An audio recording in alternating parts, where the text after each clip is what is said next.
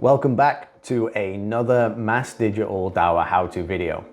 What we're going to do this week is go through setting up adding a CVI camera to a Noctis BNC monitor. So what I'm going to show in the video is how to lower that CVI camera down to CVBS, so it's the correct resolution to add to the monitor, and then you have a quick, neat solution for if you need to add a camera to a monitor for viewing purposes only. I'll go through how to do that now.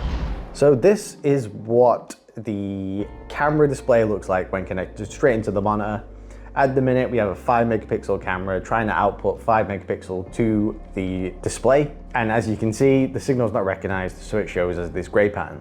So what we need to do, go to the recorder and lower the camera down to CVBS mode. So I've now disconnected the camera. If I press the auto button on the back here and go to HDMI, and I'll switch over to the recorder. There we go. So on the recorder, this is the camera we were using, which is now displaying on the recorder because the recorder recognizes 5 megapixel.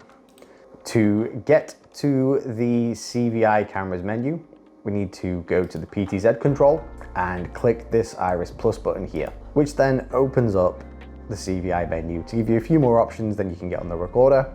Affects the camera directly. If I go to video mode, at the minute it's set to 1080p. So as you could see before, even 1080p wasn't accepted, so we'd still have to lower it down further. And that is the lowest that this camera can go. So if we go to video type, CVBS, this will put it to below 1080p. One thing to note about putting to CVBS mode is that unless you have a specific controller, you can't get the camera out of CVBS mode. Once it's in CVBS, it will remain, unless you have a controller to switch it back out. Now that CVBS has been enabled, Iris Plus to confirm it, and confirm. Okay, the recorder was in that loading mode, the resolution has now been adjusted. The recorder now sees this as being a CVBS, so if I go to PTZ control, doesn't let me change the camera. So it's now in CVBS mode and can only be changed with that controller. Now we're gonna connect the camera back to the monitor, put it into the BNC connection, and we will see a display. Okay, so now we can see it's on the recorder view. If we switch it over to AV1, there are 2 BNC inputs. So in theory, you could put 2 cameras on this as well if you want to switch over. But if we go to AV1, we can now see that the camera is displaying. So it's a great way just to get one camera for viewing purposes if you don't need it recording over like a shop entrance or something similar.